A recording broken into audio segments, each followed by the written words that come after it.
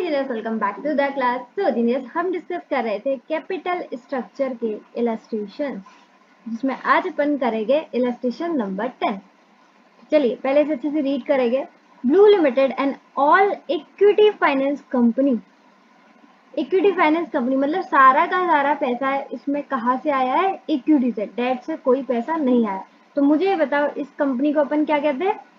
Unlevered company, जहां पर सारा का सारा पैसा इक्विटी से आता है और डेट से कुछ भी नहीं उठाया जाता।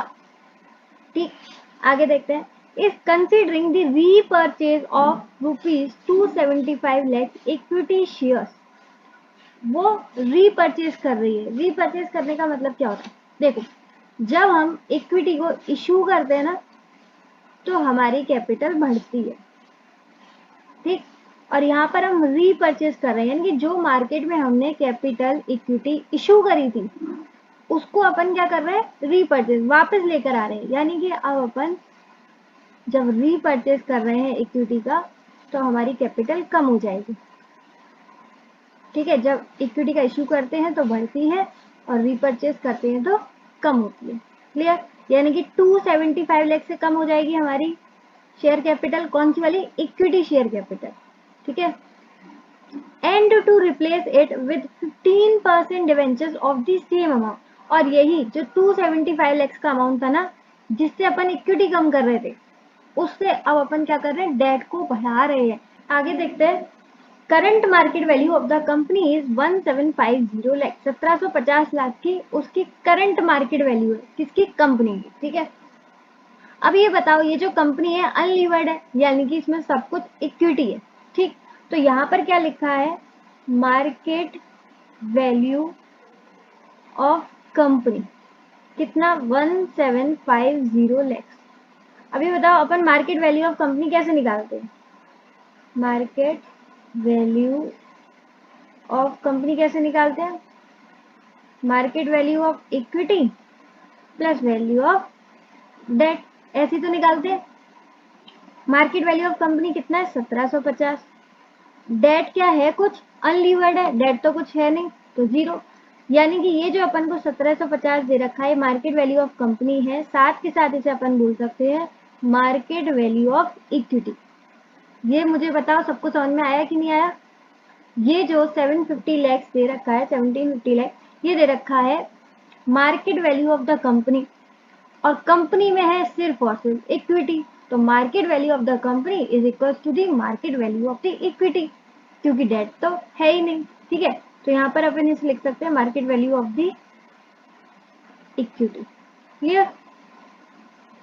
कोई दिक्कत तो नहीं है? इक्विटी का भी वैल्यू हो जाएगा with its cost of capital of 20%, यानी कि पैसा उठाने की जो कॉस्ट है वो कितना है? 20%। अब मुझे बताओ, इस कंपनी ने पैसा कहाँ से उठाया है?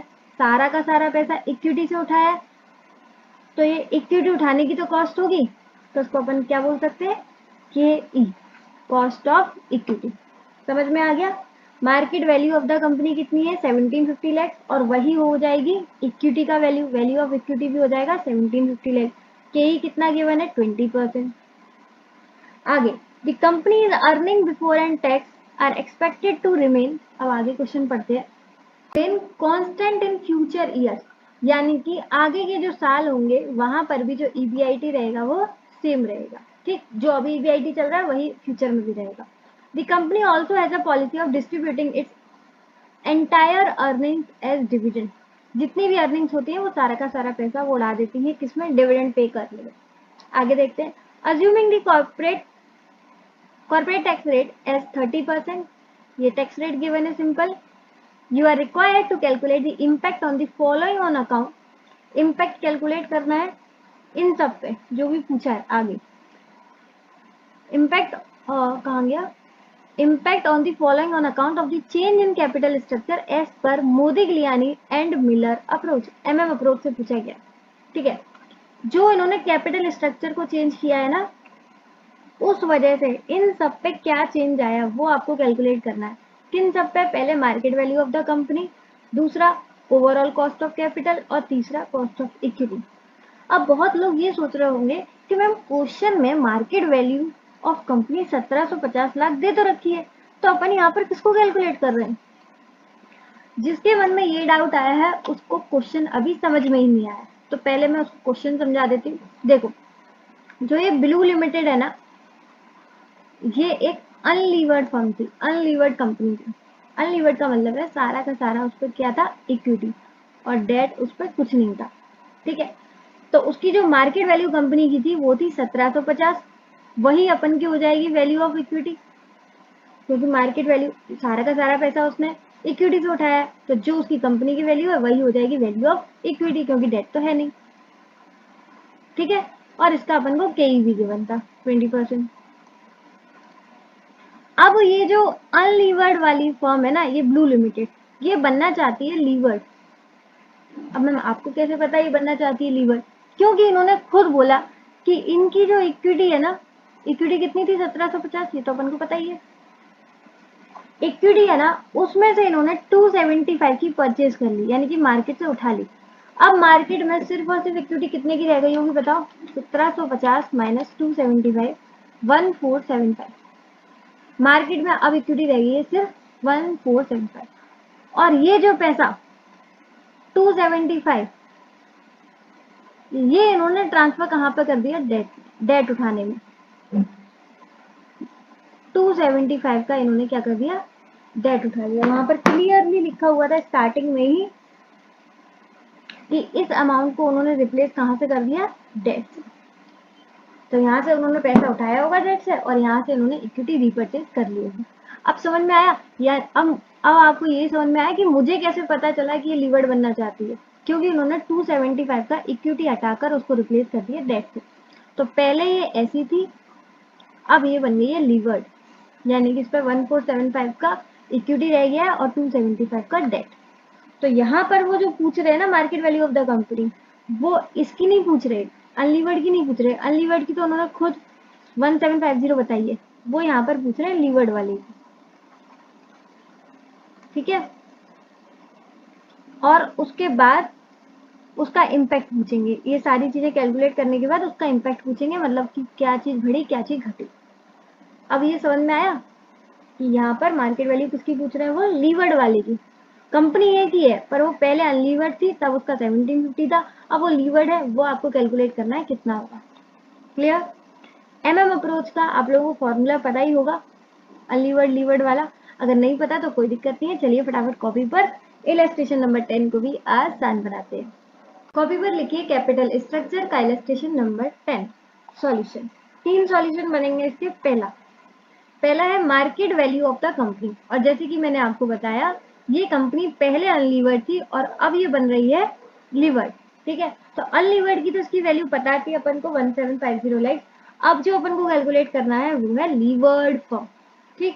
और इसके लिए मैंने अभी अभी आपसे पूछा था, क्या आपको एमएम अप्रोच का टैक्स वाला फॉर्मूला याद है। टैक्स वाला फॉर्मूला क्यों, क्योंकि एमएम अप्रोच के दो होते हैं, विदाउट टैक्स और विद टैक्स, और इस क्वेश्चन में टैक्स रेट गिवन था, इसलिए अपन कौन सा यूज करेंगे, विद टैक्स वाला, ठीक है। तो एमएम अप्रोच का विद टैक्स का फॉर्मूला था value of levered company is equal to value of unlevered company plus tax benefit, क्योंकि लीवर्ड कंपनी को एक और चीज मिलती है, टैक्स बेनिफिट।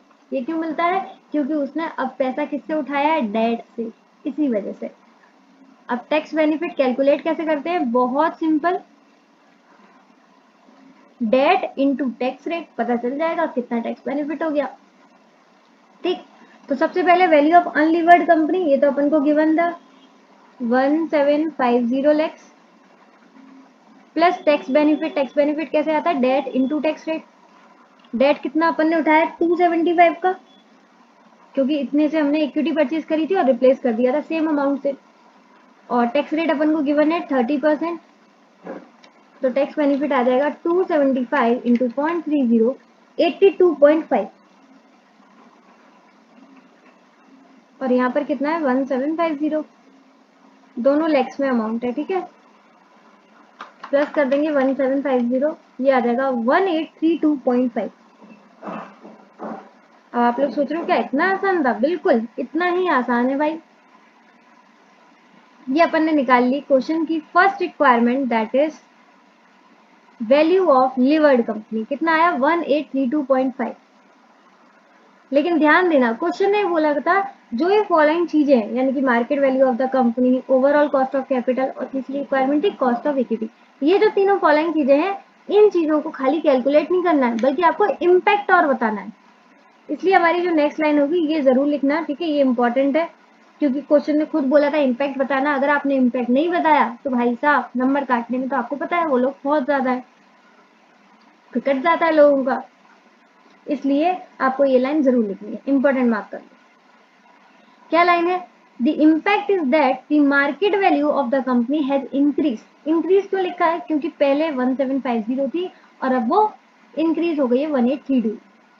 तो अब कितनी हो गई है? 1832.5 और पहले कितनी थी? 1750। तो माइनस कर लो 1750, ये आ जाएगा 82.5 क्योंकि इसको टैक्स बेनिफिट मिल रहा है ना ये वाला, इसलिए 82.5 लाख से ये इंक्रीज हो गई। तो बढ़िया बात है, इन्होंने अच्छा काम किया कि इन्होंने अनलीवर्ड से लीवर्ड बन गए, टैक्स डेट उठा लिया, डेट उठा लिया तो इन्हें टैक्स बेनिफिट मिल गया और इसकी वजह से इनकी जो मार्केट वैल्यू थी वो इंक्रीज हो गई कितने से? 82.5 से। क्लियर? कितना लिख लोगे? सिंपल है। द इम्पैक्ट इज दैट, क्या इम्पैक्ट है कि मार्केट वैल्यू कंपनी की इंक्रीज हो गई बाय 82.5 और 82.5 कैसे आया वो भी बता देना। तो यहाँ पर हमारी क्वेश्चन की फर्स्ट रिक्वायरमेंट पूरी तरीके से कंप्लीट है, कुछ भी नहीं बचा। इस तरीके से प्रेजेंट करके आओगे एकदम करेक्ट जाएगा। बढ़े अपन सेकंड रिक्वायरमेंट पर। सेकंड रिक्वायरमेंट क्वेश्चन की है ओवरऑल कॉस्ट ऑफ कैपिटल। ठीक, ओवरऑल कॉस्ट ऑफ कैपिटल, अरे भाई क्वेश्चन की सेकंड रिक्वायरमेंट है ओवरऑल कॉस्ट ऑफ कैपिटल। इसके दो और नाम होते हैं, आपको पता होगा, कॉस्ट ऑफ कैपिटल पढ़ चुके हो, केओ और WACC, weighted average cost of capital. ठीक है, मैंने आपसे स्टार्टिंग में ही कहा था कैपिटल स्ट्रक्चर की कि कॉस्ट ऑफ कैपिटल जरूर पढ़ना। ठीक है, ये पूरा फॉर्मेट कॉस्ट ऑफ कैपिटल से ही उठाया गया है। देखो क्या है इसमें, सबसे पहले सीरियल नंबर यानी कि जितने भी सोर्सेज ऑफ फाइनेंस होंगे 1 2 3। ठीक, उसके बाद सोर्सेज ऑफ फाइनेंस यानी कि जहां जहां से पैसा उठाया गया है, जितना उठाया गया उतना अमाउंट, वेट ये कैलकुलेट करते हैं, बता दूंगी मैं आपको। इंडिविजुअल कॉस्ट ऑफ कैपिटल यानी कि डेट की कितनी कॉस्ट है, इक्विटी की कितनी कॉस्ट है, और लास्ट हमारा weighted average cost of capital that is KO। Clear? ये फॉर्मेट तैयार करो फटाफट। तो यहाँ पर दो से ही पैसा उठाया गया, पहला है इक्विटी और दूसरा है अपना डेट। ठीक, इक्विटी की वैल्यू तो अपन को पता नहीं है, लेकिन अभी अभी अपन ने लीवर्ड फर्म की, ये लीवर्ड का ही है, ठीक है, ये किसका है? एक सेकेंड, लीवर्ड फर्म का। ठीक, अभी थोड़ी देर पहले अपन ने लीवर्ड फर्म की टोटल वैल्यू बताया था, कितना था? अभी अभी कैलकुलेट करा यार, 1832.5 लैक्स, 1832.5 लैक्स। ठीक, और डेट की अपन को पता है कितना उठाया है, 275, तो इसमें से माइनस कर देंगे टोटल में से तो इक्विटी की वैल्यू आ जाएगी 1832.5 माइनस डेट है 275 लैक्स का 1557.5। कैसे आया value of equity? Value of firm minus value of debt करके। ठीक है, अब वेट का मतलब होता है ये जो पूरा है इसमें इक्विटी का कितना परसेंटेज है और डेट का कितना परसेंटेज है। तो 1557.5 डिवाइडेड बाय 1557.5 डिवाइडेड बाय 1832.5, तो ये 0.8499, तो उसको राउंड ऑफ कर देंगे 85, यानी कि इसका 85% इक्विटी है। ठीक है, टोटल वैल्यू जो है उसका 85% इक्विटी का है, यानी कि समझ गए होंगे कि 15% किसका है? डेट का, और नहीं तो आप कैलकुलेट भी कर सकते हो, 275 डिवाइड बाय 1832.5, 15%। ठीक है, ये हमेशा 100% ही आएगा क्योंकि भाई इसी में से तो होगा रेशियो। ठीक, क्लियर? समझ में आ गया वेट निकालना? कॉस्ट ऑफ कैपिटल में बहुत बार सीखा है हमने, उम्मीद है आपको आता होगा। अब है इंडिविजुअल कॉस्ट ऑफ कैपिटल, तो इक्विटी का क्या है और डेट का क्या है। डेट का निकालना बहुत सिंपल, अभी निकाल देते हैं 1 मिनट में। इसके लिए एक वर्किंग नोट क्रिएट कर देंगे अपन, ये रहा। देखो कॉस्ट ऑफ डेट, केडी कैसे निकालते हैं, इसका simple formula interest 1 minus T, यही होता है। ये आपने कॉस्ट ऑफ कैपिटल में भी पढ़ा है, इंटरेस्ट 1 माइनस टी। इंटरेस्ट कितना गिवन है, ये क्वेश्चन में गिवन था कि अपन कितने कर रहे हैं, 3% वाले डिवेंचर, 1 माइनस टी यानी कि 0.3, या आ गया 15 इंटू 0.7, 10.5%। ठीक है, ये हमारा आ गया KD. Individual cost of capital में अपन को केडी भी निकालना है और केई भी, इक्विटी का भी कॉस्ट और डेट का भी कॉस्ट। तो डेट की कॉस्ट ऑफ कैपिटल कितनी आ गई, 10.5%। ठीक है, अब नेक्स्ट अपन को किसकी निकालनी है, इक्विटी की कॉस्ट। और आपको ध्यान रहेगा कि क्वेश्चन की जो थर्ड रिक्वायरमेंट है वो भी क्या है, कॉस्ट ऑफ इक्विटी। यानी कि ये लोग अगर ये थर्ड रिक्वायरमेंट नहीं बोलते फिर भी अपन को ये कैलकुलेट करना पड़ता। अब ये इन्होंने रिक्वायरमेंट बोली है इसलिए सॉल्यूशन में, अगर ये रिक्वायरमेंट नहीं होती तो जैसे अपन ने कॉस्ट ऑफ डेट के लिए वर्किंग नोट क्रिएट किया है ना, वैसे ही अपन कॉस्ट ऑफ इक्विटी के लिए भी वर्किंग नोट क्रिएट करते, अगर ऐसा नहीं होता तो। लेकिन ये क्वेश्चन की रिक्वायरमेंट है इसलिए सॉल्यूशन में ही आएगा। ठीक है, ये सॉल्यूशन का ही पार्ट है, वर्किंग नोट में नहीं आएगा। अब मुझे बताओ कॉस्ट ऑफ इक्विटी कैसे कैलकुलेट होती है, value of equity is equal to EAES upon K. ये सबको फॉर्मूला पता होगा, तो यहाँ से फॉर्मूला बन जाएगा ना, K is equal to EAES upon value of equity. ये फॉर्मूला बन जाएगा के निकालने के लिए। अब अपन को EAES पता है क्या, ध्यान रखना ये क्या है, लीवर्ड फॉर्म। क्या लीवर्ड फॉर्म का आपको EAES पता है, नहीं पता। क्या लीवर्ड फॉर्म की वैल्यू ऑफ इक्विटी पता है, बिल्कुल पता है, अभी अभी तो थी, एक सेकेंड, 155 ऐसा कुछ थी, 1557.5 यही थी ना। यानी कि अपन को अगर लीवर्ड फर्म की EAES पता चल जाए तो हमारी यहाँ पर कॉस्ट ऑफ इक्विटी आ जाएगी। और जैसे ही अपन यहाँ के आ गया तो अपन की वाली टेबल कंप्लीट हो जाएगी, और टेबल कंप्लीट हो जाएगी तो हमारी क्वेश्चन की सेकंड रिक्वायरमेंट कंप्लीट हो जाएगी और थर्ड रिक्वायरमेंट यहाँ पर कंप्लीट हो गई। यानी कि हमारा पूरा का पूरा क्वेश्चन ही कंप्लीट हो जाएगा अगर लीवर्ड फर्म की EAES पता चल जाए। ठीक है, तो इसके लिए अब अपन क्रिएट करेंगे वर्किंग नोट नंबर 2। आ जाओ फटाफट। अब लीवर्ड फर्म का EAES कैलकुलेट करने के लिए अपन ने वर्किंग नोट नंबर 2 में क्या क्रिएट किया है, इनकम स्टेटमेंट। ठीक है, अब ये जो इनकम स्टेटमेंट है वो दोनों का है, अनलीवर्ड कंपनी और लीवर्ड कंपनी दोनों का। ठीक है, तो सिंपल सा फॉर्मेट क्रिएट करो, पर्टिकुलर्स, अनलीवर्ड और लीवर्ड। अब मैंने ऐसा क्यों करा है, खाली लीवर्ड का क्यों नहीं किया, वो आपको अभी थोड़ी देर में ही समझ में आ जाएगा। इनकम स्टेटमेंट का ये आपको पता ही होगा, EBIT में से इंटरेस्ट माइनस करते हैं तो EBT, टैक्स माइनस करते हैं तो EAT, अर्निंग आफ्टर टैक्स। अब कोई प्रेफरेंस डिविडेंड का चक्कर है नहीं, तो EAT अपन क्या क्या हो जाएगा, EAES, earning available for equity share holder. अब पहले ध्यान देते हैं अपन अनलीवर्ड पर। अब EBIT तो दे नहीं रखा था, तो EAES से शुरू करते हैं। EAES कैसे निकलता है, यहाँ पर एक फॉर्मूला मैंने दोबारा वही वाला लिखा है, value of equity is equal to EAES upon K. अब याद होगा शुरुआत में क्वेश्चन के मैंने आपको कहा था कि ये कंपनी जब अनलीवर्ड है तो जो इसकी मार्केट वैल्यू है पूरी फर्म की, वही इसकी मार्केट वैल्यू इक्विटी की हो जाएगी, क्योंकि डेट तो है नहीं, तो जो मार्केट वैल्यू कंपनी का है वही इक्विटी का हो जाएगा, यानी कि 1750 लाख। EAES अपन को पता नहीं है, और जो इसकी ओवरऑल कॉस्ट ऑफ कैपिटल है यानी कि KO, वही इसका KE हो जाएगा, क्योंकि सारा का सारा पैसा इन्होंने उठाया कहाँ से, KE से, तो वो हो गया 20%। ठीक है, तो यहाँ से EAES निकल जाएगा 1750 इंटू 20%, कितना आ गया, 350। समझ में आ गया, ये वाला फॉर्मूला सिंपल है ना, वैल्यू ऑफ इक्विटी, ये तो आपको आता ही होगा, value of equity is equal to EAES upon K, और ये दोनों अपन को गिवन थे और इससे अपन ने कैलकुलेट कर लिया 350। ठीक है, अब देखो टैक्स रेट, ये वैसे माइनस होता, अब इसमें अपन प्लस कर देंगे, यानी कि ये जो 350 होगा ये क्या होगा, 70% ही तो होगा,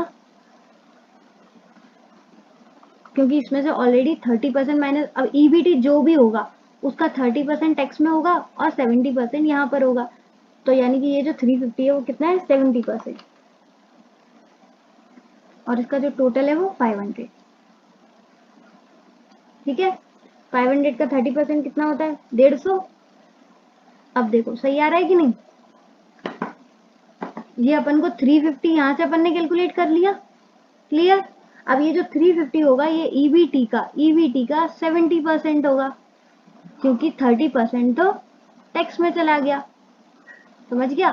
तो 100% क्या है, 100% है 500। अब उसको अपन ने चेक भी कर लिया कि 500 का 30% 150, और उसमें से 30% जब अपन ने माइनस किया यानी कि 70% क्या आया 350। ये सिंपल मैथमेटिक्स है, होप सो आप सबको आती होगी। अगर फिर भी नहीं आती है तो प्लीज प्लीज कमेंट में बता दो, क्योंकि ये चीजें जरूरी है। ये चीज नहीं हो पाएगी तो आप कुछ भी नहीं कर सकते एफएम में। तो अब ये अनलीवर्ड है तो यहाँ पर इंटरेस्ट तो होगा नहीं, तो ये जो ईबीटी है वही क्या हो जाएगा ईबीआईटी 500। समझ में आ गया, ये पूरा अपन ने रिवर्स कैलकुलेशन कर लिया। ठीक, अब इधर आ जाते हैं। अब देखो उन्होंने बोला था कि फ्यूचर ईयर्स में भी ईबीआईटी सेम रहेगा, तो ये 500 यहाँ भी 500 ही रहेगा। ठीक, इंटरेस्ट यहाँ पर तो इंटरेस्ट होगा भाई, बिल्कुल होगा। 275 लैक्स का डेट है और इंटरेस्ट रेट था 15% आई गेस। 275 इंटू 15% ये हो गया 41.25। ठीक है, लीवर्ड है तो डेट होगा, डेट होगा तो इंटरेस्ट भी होगा। तो 500 में से माइनस कर देते हैं, ये आ गया 458.75। इसका 30% 137.625, 458.75, ये आ गया 321.12, 321.125।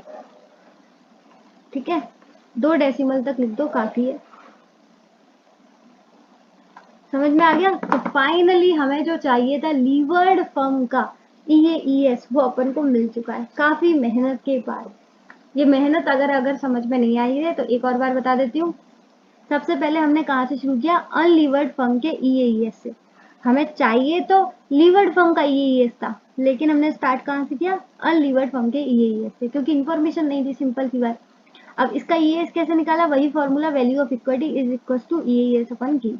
वैल्यू ऑफ इक्विटी जो फर्म की वैल्यू है वही इक्विटी की वैल्यू थी, क्योंकि डेट नहीं था, तो 1750। ईएईएस अपन कैलकुलेट करना है तो वैसा का वैसा रख दिया, और जो ओवरऑल कॉस्ट ऑफ कैपिटल है वही के ही होगा, क्योंकि इक्विटी से सारा पैसा उठाया है, तो 20%। इसको यूज करके हमने ये निकाल लिया, और ये रिवर्स कैलकुलेशन करके अपन पहुंच गए ईबीआईटी तक। और ईबीआईटी दोनों की केस में सेम है, तो अब वैसे पहुंचते पहुंचते अपन आ गए ईएईएस।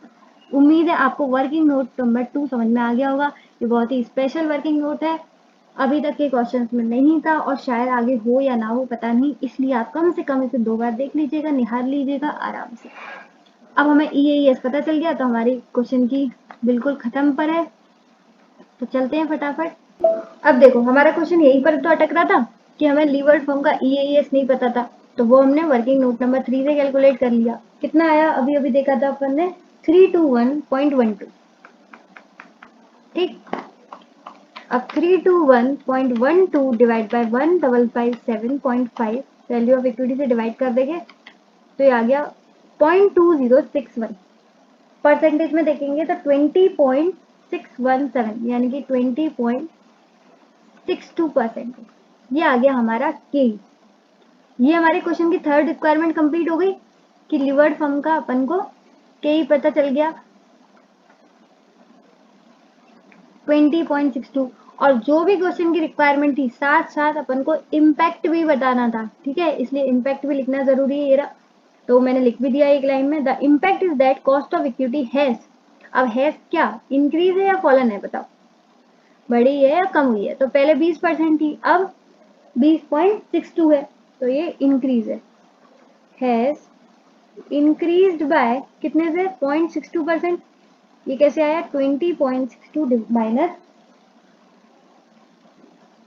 20%। सिंपल। और ये वाली लाइनें जरूर लिखना। और क्वेश्चन में ऐसे आ जाता है ना कि इम्पैक्ट लिखो, तो घबराया मत करो भाई, आप फ्यूचर चार्टर्ड अकाउंटेंट बनने वाले हो। ऐसे कितने लोगों को आप एडवाइस दोगे, कितने लोगों को आप कंसल्टेंसी दोगे, तो कैसे आप बताओगे उनको, इसी तरीके से तो बताओगे ना। तो इन चीजों से घबराया मत करो, ठीक। और ये चीजें आप लिखते हो ना, तभी आपको फुल मार्क्स मिलते हैं। और ये आप छोड़े आते हो, कहते हो नहीं हमें तो सिर्फ रटना है, सिर्फ क्वेश्चन सॉल्व करके आना है, आंसर लिख कर आना है, कोई कंसल्टेंसी वगैरह, कोई एडवाइस, कोई सजेशन नहीं देना कंपनी को। ऐसे थोड़े ही होता है ना।